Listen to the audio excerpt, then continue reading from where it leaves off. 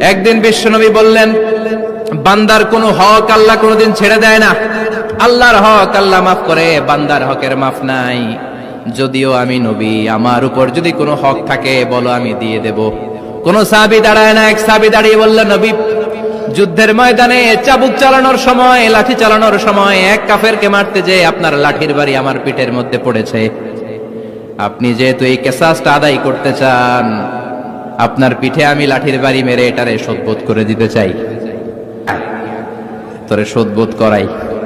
বিশ্বনবী বললেন, ওমর রাখো, এটা বান্দার হক, মিটাতে দাও।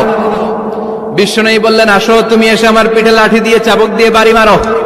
সাহাবী বলে, ও নবী, তখন দুর্ভিক্ষের সময়ের যুদ্ধ ছিল, আমাদের গায়ে জামা ছিল না। যখন আপনি আমার চাবুকটা পিঠের মধ্যে মেরেছেন, আমার পিঠে তখন জামা ছিল না। আপনি যদি যথা নিয়মে কিসাসটা